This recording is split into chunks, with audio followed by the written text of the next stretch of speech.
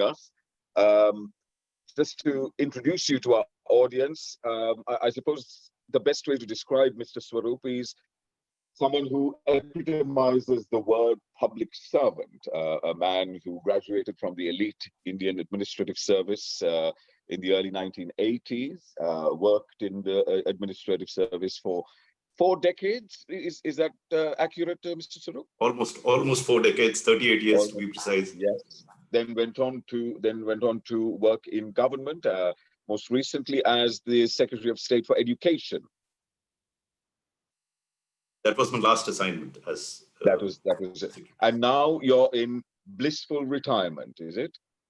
Thoroughly enjoying it. That's the right word, bliss.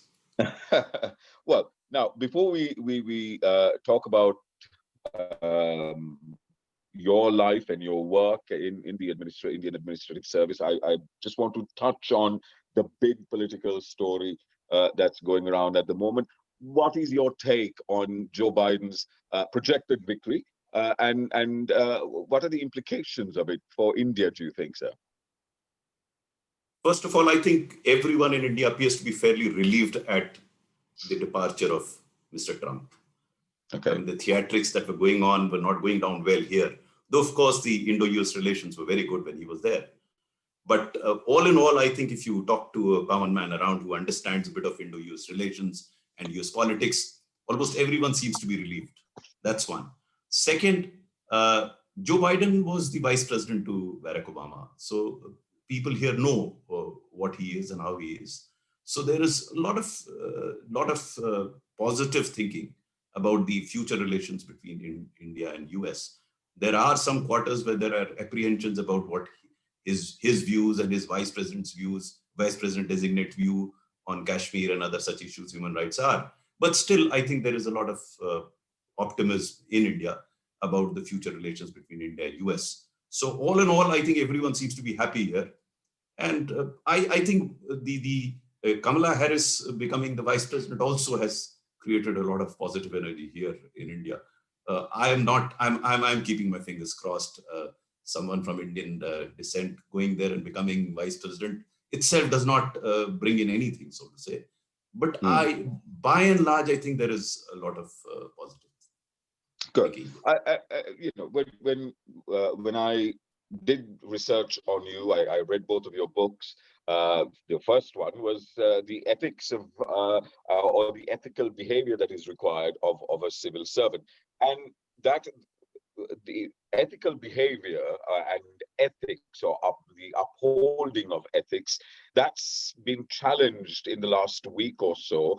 This morning, like as I mentioned this morning, there's a story about an American civil servant from the General Services Administration refusing to sign off on funding for Joe Biden's transition team.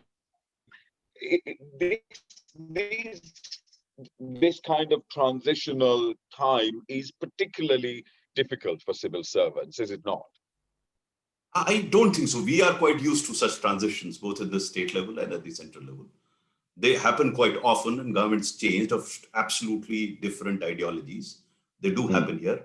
But this manner in which civil service has evolved in India, I think it provides that stability to the political instability that may be there otherwise. And that perhaps is the reason why this civil service is called the steel frame year. Right since independence, we've been through very difficult times. And I think irrespective of the discredit, some of the discredit that the civil service gets, I think it has held the nation together. It's played a very prominent role in keeping it together. So the civil service in India has its own ethos. Yes, there are problems, as there would be in any such institution. But by and large, I think it's held the country together. It has performed its role. A lot more needs to be done, though. Okay. How has the service evolved since you sat the exam in 1981? How has it evolved? What, like you say, what needs to be done to improve it? It has evolved it has evolved quite dramatically over the years. When I took over as subdivision magistrate in early 80s after doing my training, there was a lot of authority associated with civil servants. Civil servant was still much of a regulator, bit of development, but more of regulation. Come 1990s, I think the whole environment changes. India opens up as an economy. So the role of a civil servant from pure regulator to a person involved in development, and then to a facilitator of promoting economic development. So earlier it was more of rural and social development, but then he came to play a positive role, a proactive role in the economy itself. So he became a very intrinsic part of the economic development as the economy opened up. So that's how the role of the civil servant has evolved. Some civil servants have evolved accordingly, some have still remain regulators, so they find it difficult to adjust to the changed environment. So everyone has to. Some of them haven't found it difficult, but most have. Most have evolved as not merely regulators, because that role has come down to more of a developer and a facilitator. And you've written extensively about the training of civil servants. How's that changed, and how has that adapted to the newer challenges that the international the world poses to civil servants? I have written a full chapter on what needs to happen to civil service in the changed environment. Whereas I am of the view that a lot has changed. In my understanding of the civil service, I think the selection process, which is done through an excellent organization, absolutely above board, the Union Public Service Commission, still selects brilliant individuals. What is required in the civil service, and I'm quite convinced about it, is to get leaders. Not merely those people who are able to write a paper in 3 hours and go through in half an hour long interview. Today, maybe 20 years ago, we didn't have those tools. Today, you have tools to select people who have leadership qualities in them. And that, to my mind, is very critical, because in the evolution that has happened, a civil servant has to perform a leadership role. He doesn't have to do everything himself. I am at variance with some of the people here who believe that the civil servant should become experts. My contention is, at least in the Indian Administrative Service, they should not focus so much on expertise in a particular area, but their expertise should be in their ability to manage men and women. Because as you go up the ladder, you don't have to do things yourself. You have to get things done. And in that context, you should be able to create an environment where experts can perform. You don't have to really become an expert. I've argued that, what do you mean by expertise? A man in finance should become expert in banking or insurance or budgeting. What is expertise that you're talking of? But if you're a person who has the knack of taking work from others, who's able to motivate others, sitting there will be able to engage expertise. I've often said you can outsource expertise. You can outsource a lot of knowledge, but you can't outsource attitude. That is inherent in an individual. And that's where my personal view, as I say in my book, Ethical Dilemmas of a Civil Servant, in that chapter, I tell them, in the selection process that has to take place, you have to get hold of those incipient leaders. Then next, the training also has to undergo a change. It has undergone a change, but it has to undergo a change much more, because you don't make them brilliant individuals as they do now. They select brilliant individuals, they create brilliance out of them, and then they are unable to take work from everyone else. They are not team persons, so to say. They stand out. So if you talk to them individually, they are brilliant. But you put them in a group, there is a lot of mess there. So my view is, one, select leaders, try and train them as leaders, mentor them to become leaders. Then entire human resource development has to foster that leadership. That, to my mind, is not happening. Some people do accidentally become leaders on their own choice. They have that quality in them. Maybe 20, 25% do become leaders. But 75%, if you research on the civil service here, a number of toppers have been total misfits in the service, which is a shocking thing. They have been miserable in the service because they were so bright and brilliant that they couldn't take people along with them. So that's the problem here. The selection, I'm very vocal about it. I've written a lot about it, and I hope that happens, because what is required is a leader who can carry people along with. And this includes those qualities that are tested as of now in the UPSC. I'm not saying that should not be done. But there are other, for example, I have given examples also. When I remember I had gone to Berkeley for a training, and there I did discover a number of tools through which you can actually test the leadership qualities of an individual. You can. So even if you're wrong in about 20-25% cases, 75% would be such people who can become leaders, who are prepared to sacrifice, who are prepared to motivate. So many aspects of leadership, they're not even tested.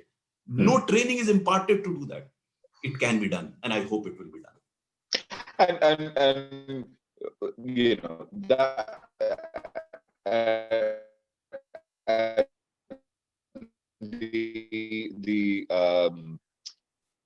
the service has continued in spite of the fact it's still not fully there. See, there are so many positives of the civil service.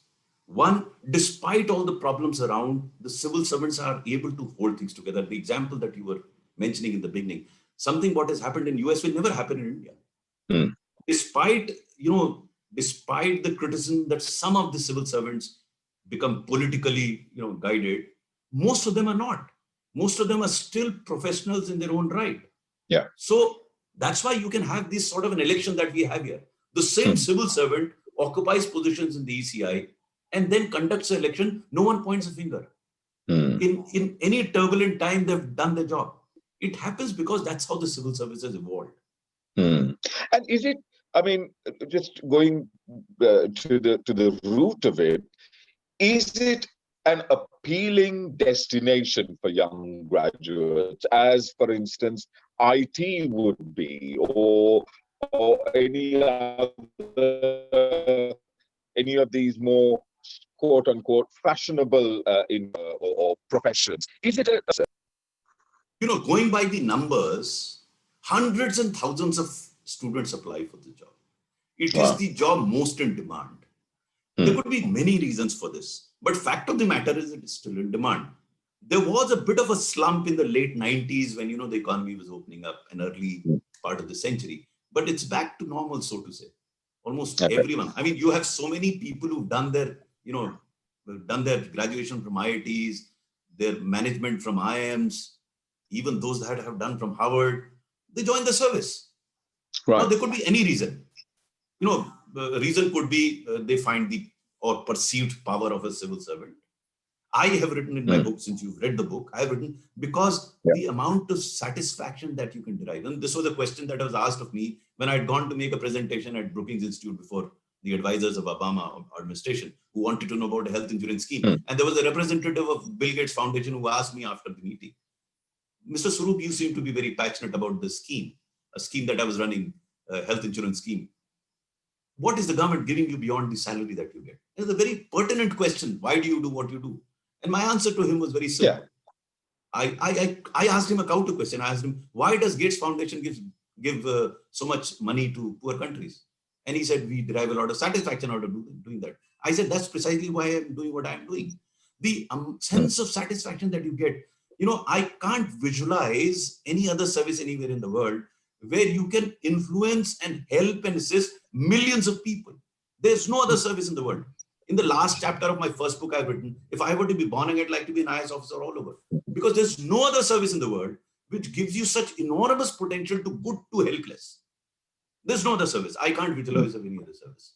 I mean, when you talk of, Ambani's or Adani's, what is the number they are attending? But if you talk of numbers and who are those people, they're not well-off people. They're people who are totally helpless. So if you can bring in a smile to those people, nothing can be. I use the word kick in my book.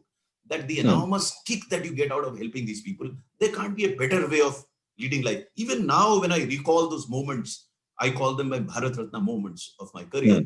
I get goosebumps. And what could be better than that? When you recall an event, having helped a helpless person, and he remembers you, you remember them. What could be better than that? What is life for? And that could be one of the reasons. The other reason could be you can still enjoy a lot of power. You can, go around, you can brandish your power a lot. You can do that. Depends on what gives you a kick. You can, if you want, I mean, I have jokingly told people, which service in the world provides you an opportunity to remain honest, thrive, be dishonest, still thrive?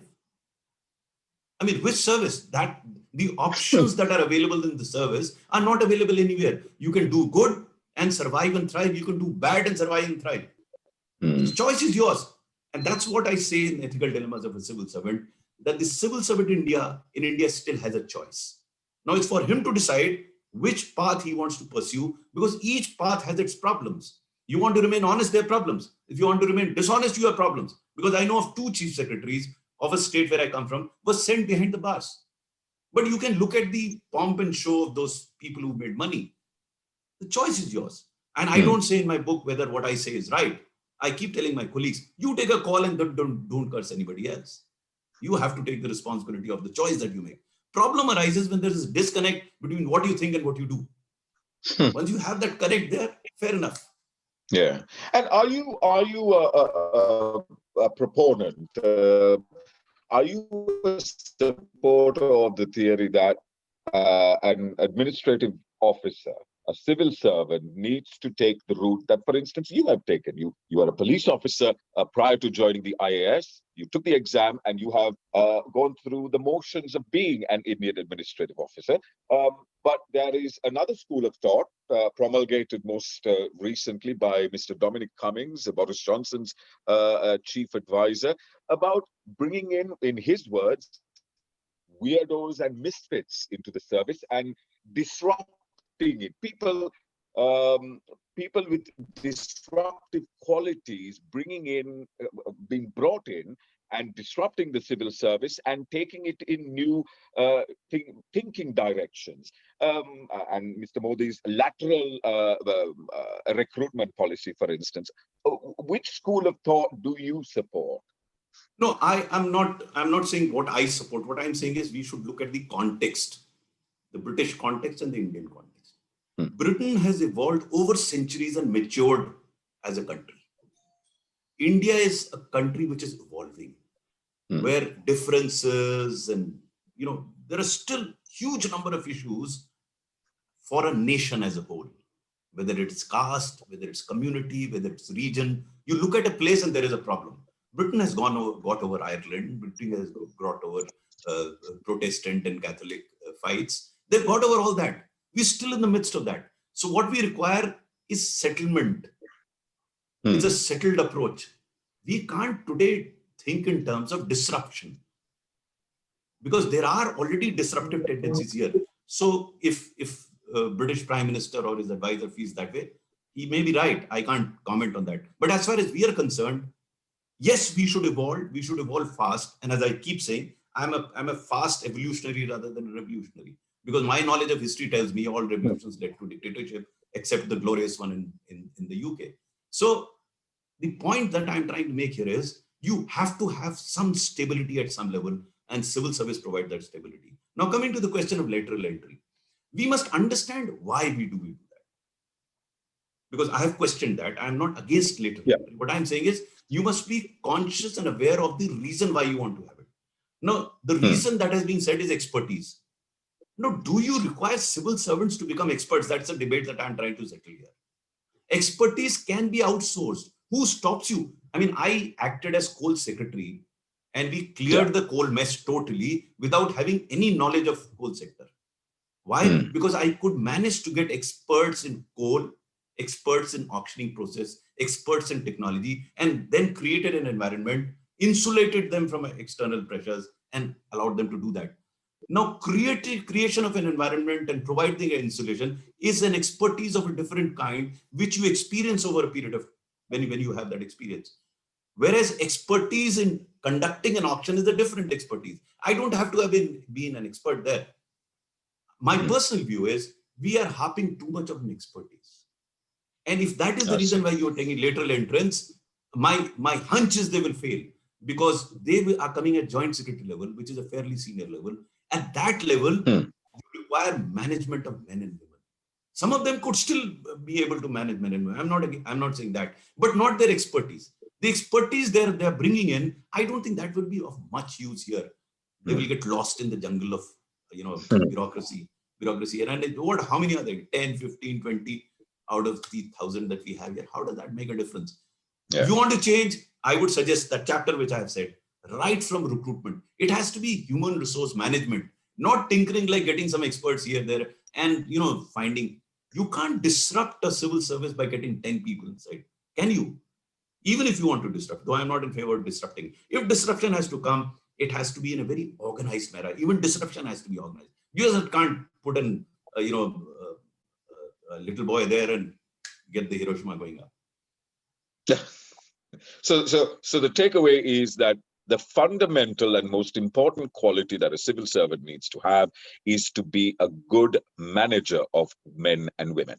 That is your fundamental message. Absolutely.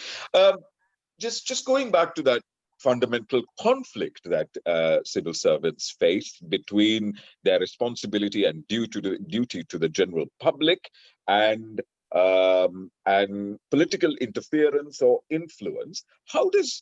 Uh, how does one resolve that? How does one stick to one's responsibility and not be swayed by political influence or interference? How does one go about doing that, Mr. Swarup? So since you've read the book, I'll try and give a couple of instances to illustrate how it can be sorted out. Please. First, I think the assumption that whatever the politician says is wrong is wrong. You know, when I started my career, I also had this impression that all these politicians are there to loot. They're all ruffians and rascals. But in the 38 years of my career, I found they had as many rascals and ruffians as in the civil service. Right. So once you appreciate the limitation of a politician, a lot can be done. You can actually convince, it's your communication ability, your ability to convince the politician into doing something. There will be 10-15% occasions where he doesn't agree with you, where he wants to do. But which situation is perfect? I mean, I thought US was perfect till about 10 days ago. But look at what mess they are in. So, you know, there are no perfect situations. You have to look at the best possible scenario. And how do you do that? You have to gain the confidence of the politician by understanding the limitations within which he works. If you go with the prejudice that every politician is there to make money, then there is a problem. Then he will think that every civil servant doesn't want to do anything, he just should be the rule. It doesn't work that way. Like in any human relationship, you must understand the limitation of the concerned person and work with it. Now, the difference is between compromise, you don't have to necessarily compromise every time, and the other is accommodation. Accommodation comes within the framework of rules, whereas compromise is when you are not taking care of the rules and trying to do whatever the politician does. Yes. Within that framework of accommodation also, you have a lot of space to convince the minister. So for example, I'll give you two examples from my last stint as education secretary. One in which he didn't agree with me, other he agreed with me. The first case was one of the biggest frauds in India relates to the B.Ed and D.Led colleges. 25% of those do not exist, yet they can give you a degree, a Bachelor of Education degree. So the chairman of NCT, who was a part of the ministry, he took them on, but the mafias got the better of him. To cut a long story short, it's there in the entire chapter there. He had to resign from the IS because he did not get these requisite support from the minister. I should take the blame myself. I couldn't convince the minister to support him to the extent that I should have. Because I had just taken over as education secretary, probably I could not do that. So that was probably one of my biggest failures. Just 3 months before I superannuated, another similar situation arose where the minister was against the chairman of Central Board for Secondary Education because an examination paper had leaked. Yes. On this occasion, I could manage to convince him. Now, again, how I did it is there in my book. You know, when I reflect on it, I'm not trying to put the blame on the minister because a very fine person, he looked at his own political compulsions and took a decision. Now, what happens in India is, and it could be true of other countries also, everyone seems to have an idea. I also have an idea. You talk about COVID to anybody on the street here, they'll tell you how to handle it. But for an idea to fructify in a vibrant democracy like ours, that idea has to be politically acceptable, socially desirable, technologically feasible, financially viable, administratively doable, and judicially tenable. Now it's a handful. People say by giving these terms, you're trying to convey that you shouldn't do anything. No, that's not the case. The question is whether I appreciate the ground reality and then work through these ground realities. So how can you expect a decision of your own without taking the politician into confidence? He has to be taken into confidence. And once that relationship grows, then he starts listening to you. I'm telling you with my personal experience, outlined in my book, 90% of the cases I could convince the politician, including the prime minister, of a particular issue. But there were a number of cases where he felt otherwise. Now, it's not that I didn't come across ruffians. There were ruffians of the highest order. There is an incident in my book narrated where one of the most corrupt ministers that I worked with asked me to suspend a deputy director without assigning any reason. Now, I did whatever I could do. I did manage to save him. Of course, I couldn't save myself. I was transferred out.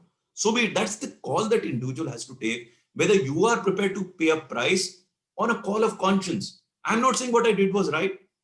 I did what I thought was right at that point in time. Again, in my book, I have left questions unanswered at the end of the chapters, stating that probably if I were to look back now, I may not have done that. Like, for example, in one case, I threatened the managing director of SEBI to take him to CBI, something which I won't do now. There in an excitement, I threatened him. It worked. It may have backfired. So, you do things on the spur of the moment, on the basis of the experience that you had. Some work, some don't work. But it would be wrong to blame politicians for all the ills that afflict the Indian governance here. I think we are equally to be blamed. All of us have to join it. And finally, there are good people on either side of the fence. And the movement that I've started now, the Nexus of Good, is all about getting good people together. All the rascals and ruffians come together under a single banner and make life difficult for everyone. So I said, if they can come together to make life hell for us, why can't good people come together and make life difficult for the rascals and ruffians for whatever it is worth? So that's what I'm trying to do. So I have looked at life that way.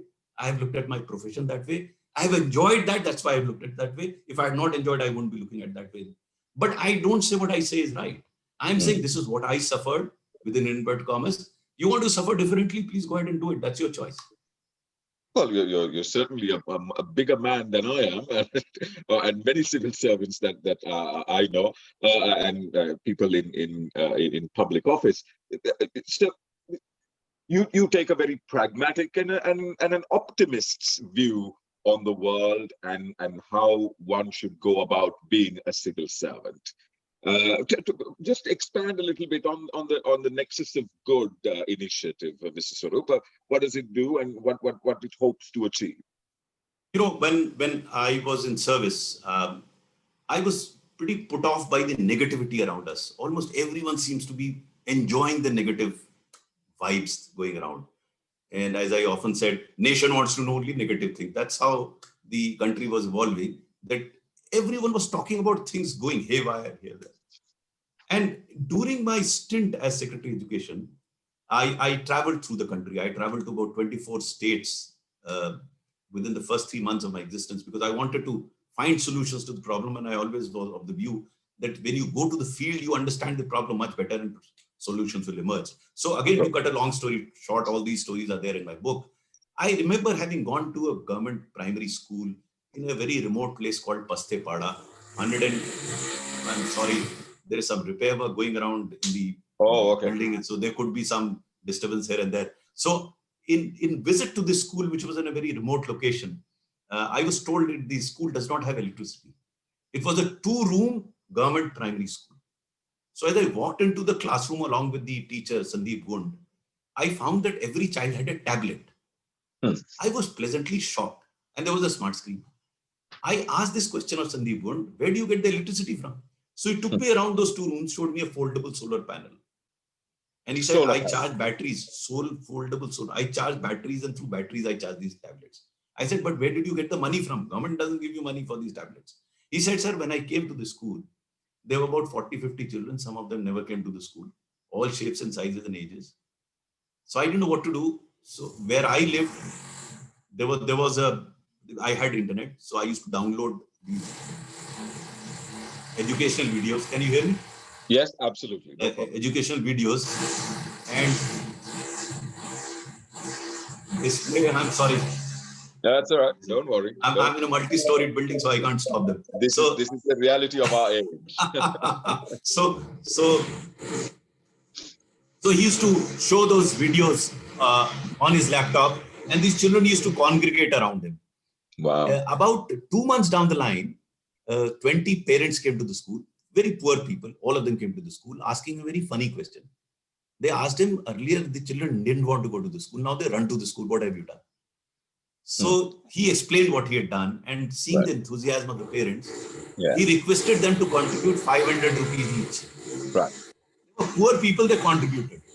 He bought 2 tablets and attached them to his laptop and make them into 3 small groups. This passion and enthusiasm of the teacher traveled around.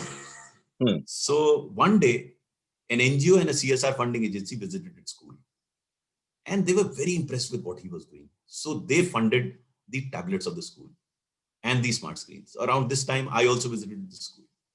And when I saw what Sandeep Gund was doing, I was pleasantly aghast. So I took a photograph with him and tweeted it. Suddenly he became a local hero. So all the local schools started visiting school as a pilgrimage, what they were doing, and they started replicating it. In the meanwhile, I met the President of India. Mr. Kovind had just taken over as president in a different context altogether. So while having a chat with him, he had a bit of time. So I narrated this incident. So he was also very fascinated with it. I asked him, would you like to meet Sandeep Gund? He said, why not? So I got Sandeep Gund over to Delhi. He met the president, photograph was taken, and it was tweeted. Sandeep Gund became a national hero. But this is not the end of the story. The Pastepada model where Sandeep Gund taught has now been replicated in 50,000 schools of Maharashtra. Wow. Not a single penny from the government. 350 crores of rupees raised through crowdfunding. Now that set me thinking that if I can find time to identify good work, to understand good work, to appreciate good work, to propagate good work, then it can be replicated and scaled. That's where the Nexus of Good was born. So what I started doing was started a Twitter handle, which I mentioned to you earlier. Started with a small Twitter handle to propagate Nexus of Good. Then started these webinars and seminars. Then we set up a portal. And now we've set up a foundation, Nexus of Good Foundation, where we have regular webinars. Now, of course, it's webinar time, not seminar time. But what we do is, the bottom line in Nexus of Good is not discuss ideas. The bottom line is discuss what has happened and ideate from that. So we don't discuss what should be done, what could be done. No, we say this has happened. This is how it has happened. This is the impact it has created. Would you like to learn from it? Would you like to replicate and scale it? And by God's grace, it's growing pretty well. So the beauty of the entire exercise is that there is a lot of positive energy that is coming through. A lot of people who've done good things are coming forth. They're getting that recognition. And I have always believed that this pat on the back is the most critical thing. If you recognize good work, people will start believing that good can happen because good is happening. Normally what we do is we, put Mahatma on the pedestal and Buddha on the pedestal and say they are great people. And since they are great, we can't become great. So what we are trying to do is put the common man on the pedestal so that people can see that a common man can do good, so you can also do good. They were not great to have done good. They were common people who done good. You can also do it. And it's working. And the Twitter hashtag is #Nexus of Good. And the website is nexusofgood.org.in. .org.nexusofgood.org.in. We've got a couple of questions. A very interesting question here. Are different states, from an anonymous sender, are different states in India more prone to difficulty in governing, with more rascals and ruffians, as you say? Is, for instance, the South better than the North, for example, in terms of governance? Are there local conditions on the ground that make a difference, do you think, Mr. Swarup? They do quite a lot. I will not like to name the states here, but I think there is a difference between states. Some states are not, so to say, as bad as some other states. That's true. I come from a very difficult state. I did my initial innings in UP. So thereafter, when I came to Delhi, it was like a piece of cake for me. I mean, in UP, every moment there is a crisis. So you have to manage that crisis. And what gives? What are the conditions that make can you give us an example of what the conditions are that make one state particularly difficult to govern? Okay, I see. Center, to my mind, is a fiction. Actually, there is no action, so to say, here. There's no public interface here. Problems are more when you have a public interface that you have in the states, where you are at the cutting edge. You are trying to interact with people and deliver things to them. In center, basically policy formulation of schemes and things like that. You're not into action straight away. In states you are. And that's where, when you're in action, you come into the problems that are there in the society, whether they're caste related or communal related or power related, or all issues, they combine together to create difficulties for you. But that's the beauty of it. You start enjoying it, actually. And you put a positive spin on many things in life, it appears. You've been transferred and you've been given different postings as, well, I wouldn't call it punishment, but as as a reaction to a decision that you may have taken, and that kind of thing has not disillusioned you. I was a bit disturbed in the beginning when I was getting transferred. But as I said, you learn as you go along. And I realized very soon that transfer for a civil servant is like death. It has to happen. So why unnecessarily bother about it? And if you believe in Hindu philosophy, you'll be born again. You're not thrown out of the service. You'll go there somewhere else and do the same work. Why worry about issues over which you have no control? You do what you think is right and be prepared for the consequences of it. We come from the land of karmanya vadikaraste ma phaleshu kadachana.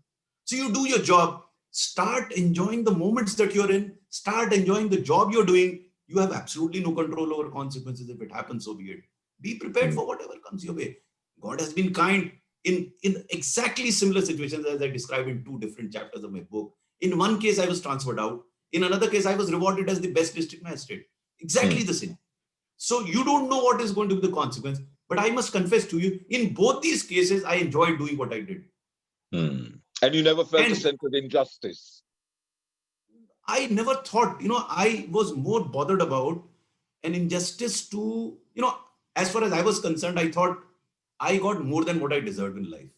So what sort of injustice am I talking of? I mean, when I look around and see people around me, there's so much deprivation, so much poverty. I'm blessed, so to say. So whatever I had to crib about, yes, I did feel sad and bad and down on occasions where I'm unable to protect some of my colleagues. And I did feel distraught on occasions where I tried and failed. But then that is normal human feeling. There's a normal occurrence in one's life.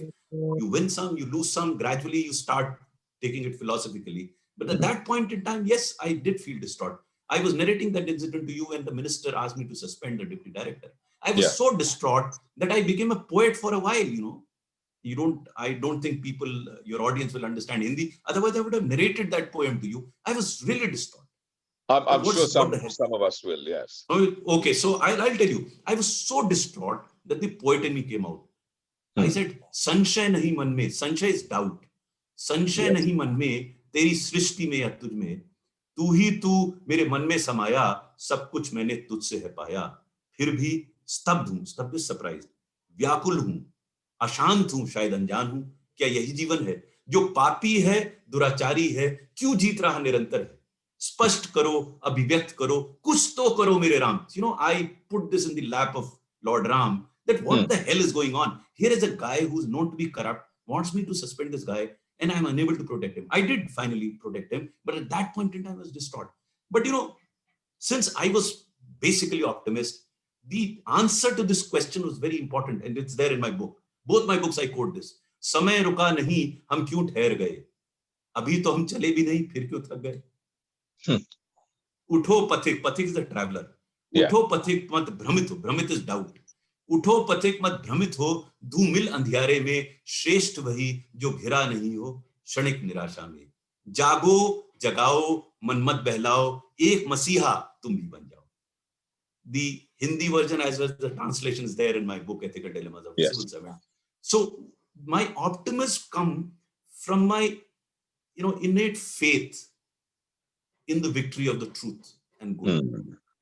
Because if you have that, then it keeps you driving. Yeah, there will be roadblocks, there will be problems. The fact that I'm enjoying the moment that I'm in now, the fact that I enjoyed my career is a great reward. What reward? Ultimate reward is the enjoyment that you seek, or the sense of satisfaction that you derive. That's the ultimate reward. If you're getting that, you got it. In the journey, you meet all sorts of people. Yeah. Okay, we've got another question from Mr. Nilesh Solanki. What are the big challenges for the civil service in India in the next 5 years? Perhaps differences from what has happened over the last 10 to 15 years. What are the big challenges in the next decade, you see? Yeah, I think the biggest challenge that I foresee in the coming days is the divisive nature, evolution once again of the divisive nature of the society. The country seems to be taking extreme views, various segments of the society, which is going to be a major challenge, because this management, though the problem gets created politically, the management will happen through the bureaucracy, the civil service. That's going to be very, that's one. The other change would be the pace of development. Because I think everyone has been worried about the lack of pace of development. It's had lagged on account of various factors, more so now on account of COVID, to revive the economy, to get the country back on wheels. This would be a bit of a challenge for the civil service. So I see a major social challenge, management at the social level, and the other at the economic level. These two are going to be the major challenges. I don't think expertise would be required for that. And how do you think the Indian Administrative Service will react and adapt to it? Is it capable of adapting? I would believe it has done that. It has gone through various phases of turbulence and come out of it. This is another phase of turbulence that is there. And as an optimist, I would believe that it will happen. Of course, there's a lot of accommodation, learning, evolution, all that will happen, but it will ultimately, yes. As like you say, as an optimist, being an optimist has obviously made, and being someone who is very much in touch with the Dharma and your faith, or your religious faith, and clearly a spiritual man. Oh, I'm an agnostic, by the way. Oh, okay. All right. But there is a certain spirituality in the way that you approach things. That's obviously made your life a lot easier in the Indian Administrative Service. But what of someone who is not an eternal optimist, or who is not a man of faith or a woman of faith? They might find it far more difficult than you have to work in the service. Do you not think? Yes, they would. I do still mentor hundreds of civil servants now. Okay. I interact with them on various occasions. And I do get this message on occasions. I try and convince them into believing in something else. Some places I succeed, some other places I fail. But that's how, as I keep saying, that's how life is. You keep trying. You keep working towards it. A few things will happen, a few things will not happen. But the effort should continue. I mean, the beauty is in the effort of it. Beauty is in the journey of it. That's what I keep telling everyone. Enjoy the moments that you are in. Don't get too hassled about what's going to happen. I'm also guiding a number of aspirants to the civil service, and they're bothered about transfers. I said, first get into the service. Don't get bothered about transfers now. The fact of the matter is, and some of them agree with me, that why do you worry about issues over which you have no control whatsoever? We spend so much time on issues whether Biden will win or Trump will win. I would not spend a sleepless night. I would discuss it.